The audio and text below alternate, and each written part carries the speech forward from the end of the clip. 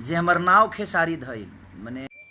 नमस्कार दोस्तों, हालचाल भोजपुरी में स्वागत है। दोस्तों, आप वीडियो भगाइएगा न, वीडियो पूरा देखिएगा। आपको एक वीडियो दिखाने वाले हैं जो कि खेसारी लाल जी कैसे, देखिए खेसारी लाल को नाम खेसारी किसने रखा। आज वही वीडियो आपको दिखाएंगे। खेसारी लाल जी खुद बताएंगे और दिखाएंगे भी जो कौन वो व्यक्ति है जो उनका नाम खेसारी रखा। उससे पहले आप खेसारी लाल जी का फैन है तो वीडियो को अभी से कर दे लाइक। चलिए वीडियो आपको दिखाते हैं, चलिए चलते हैं। नमस्कार इनके भाई के ढेर सारा शुभकामना रहो लोग इनके।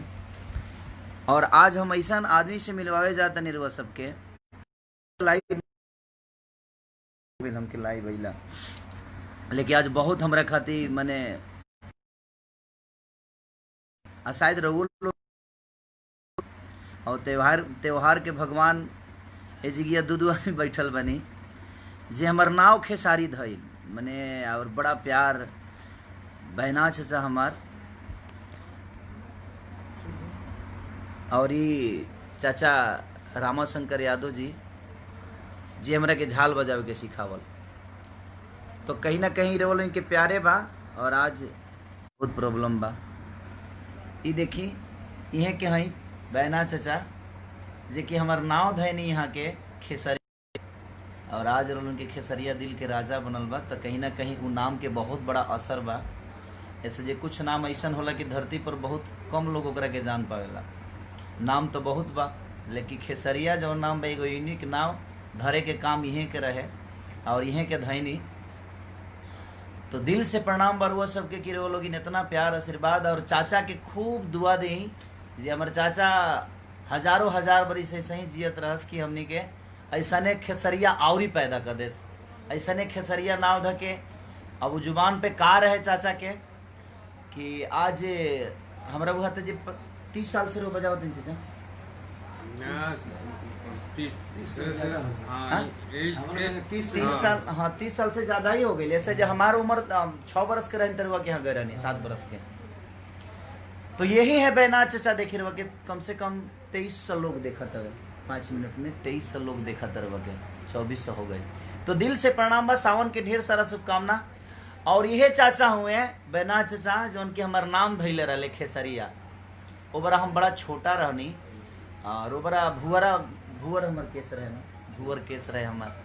तो हमार केसो रंग होले चाचा की रंगवा ले ठीक नहीं खेला तो और अपना गोदी में बैठा के हमके ले जास बैना चाचा। खाए प्रोग्राम होके चाचा के रामाशंकर चाचा के तो हमके कहस कि जल्दी चलते पहले खा ले। ऐसे जे तोरा ढेर मेहनत पड़त तबे बड़ा प्यार दिले बड़े चाचा हमके। तब एक बार वो लोग बतिया यहाँ से 3000 लोग देखा तरह के। अब बतिया कुछ बतिया ले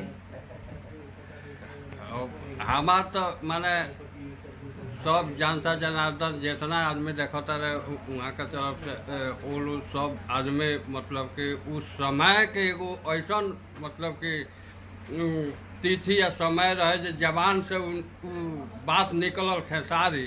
हम सब श्रोता से प्रोग्राम होते रहे सबका से हम यह कहने कि अब खेसारी ब्यास से दूगो गाना सुनी लोगे आ उहे खेसारी उ समय या तिथि आ उहे खेसारी ए बेरा मतलब कि तो माने जोड़े नहीं खे अभी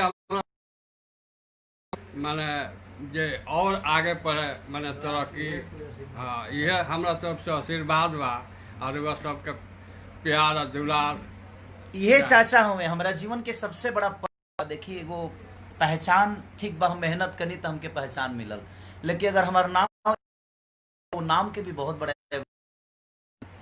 ऐसे जे हमरा लागत है जे कुछ नाम ऐसा होला कि जवन लोग के एगो टैग बन जाला और वह लोग इन टैग बना देनी। और चाचा के विश्वास एगो रहे इस नाम से हमको बहुत प्यार है, मोहब्बत है और इस नाम को देने वाला वो ईश्वर आज मेरे साथ हैं। और मुझे हमके लागत है जे 2005 के 2000 से पहले 2000 से पहले बड़ा प्यार मिलल हम ना चाचा। वो पूरा टीम में अगर रामाशंकर चाचा के बाद केहू रहे प्यार करे वाला तो हमरे के बैनाथे चाचा रहे जे बहुत प्यार कैले हमके। तो बस रो लोग दुआ करी चाचा के लंबा उम्र खातिर। चाचा के तनी दांत टूट गई भाई से आवाज लीक करता, दांत बनवा दे तनी हम। और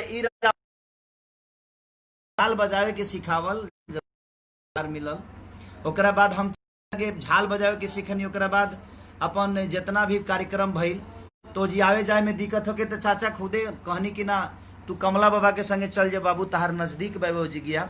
ऐसे जी आवे जाए में बहुत परेशानी होके, सिवान और बड़ा छोटा रहनी, अब पैसा कौड़ी के हाल गरीबी रहे, तो चाचा लगे झाल बजावे के सीखनी हम।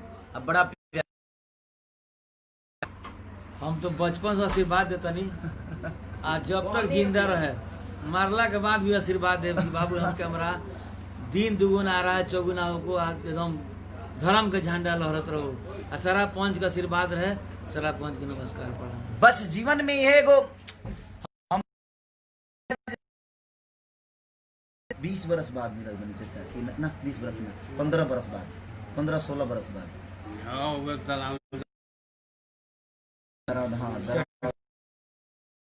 ओकरा बाद ना भइल तो हीरो 10 बरस हो गए। ओकरा बाद तो हमरो से शायद भेंट ना। हाँ तो कई बेर भेंट भइल बे शादी। लेकिन आज हमारा जीवन के सबसे बड़ा पर्व बा एक्चुअली, हमनी के संस्कार जौन बावे संस्कारे से पलल बनी जा, और संस्कार के बिना हमनी के बड़ा कठिन बा। संस्कार ऐसा चीज होला कि दुनिया में कि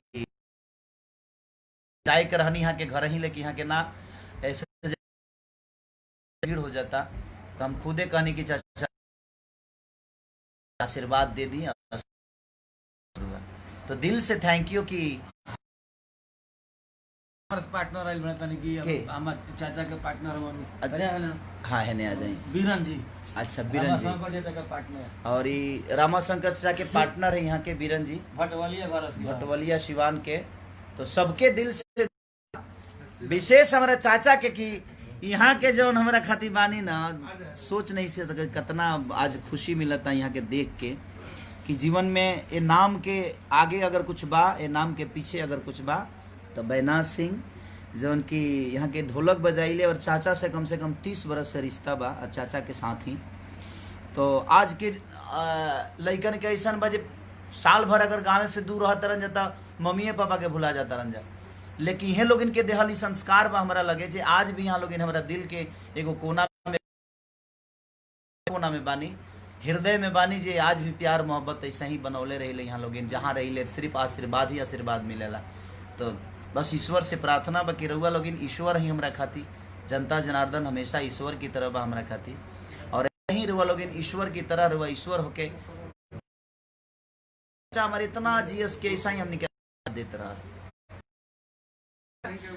अच्छा चाचा की बड़ा श्री राम जी इनकर नाम जगह बा, वही इनकर कामो बा। अब नेचर तू बड़ा ई देखिए, ये मौसी के लड़का हुए हमरा, हमारे चाचा हुए, हमार चाचा जौन की हमरा के रामाशंकर से लेके पहुंचावे के सबसे बड़ा योगदान देले, ये हमारे चाचा हुए जौन की बहुत प्यार अपना बेटा खानी मान के, और बेटा खानी मनिए कहीं कर बेटे हैं हम। तो बड़ा प्यार हमेशा चाचा से हमारा मिलत रहेला। हम चाचा रही माई तो हमारे रहस दिल्ली, ऐसे जी पापा के खाना बनावे के पड़े तो चाचा हमरा के पलले, और हर विधा में लेके गईले, तो बड़ा प्यार मिलल। तो सबके दिल से प्रणाम कि वो लोग इतना प्यार दे के खिसरिया के अपन दिल के राजा बनौनी। और सावन के ढेर सारा शुभकामना। एगो हमारे गाना भी आज रिलीज भइल बा वेव कंपनी से, तो ओकरा के ढेर सारा प्यार देव लोग। अरे यही सन बौरा हवा से दिलावा लगवलू, भले गौरा रह तू कुआ। तो ये गाना रिलीज भइल बा, एकरा के ढेर सारा प्यार दिलो, वेव कंपनी से बा। ढेर सारा मोहब्बत रहो सबके, सावन के ढेर सारा शुभकामना। लॉकडाउन में रहो लोग थोड़ा सा अपने आप के बचा के रखी, रहुआ जी अब तबे दुनिया बता जहान बा, सबका के प्यार बा। बस हम ये चाहब ईश्वर से कि रहो के कुछ मत हो।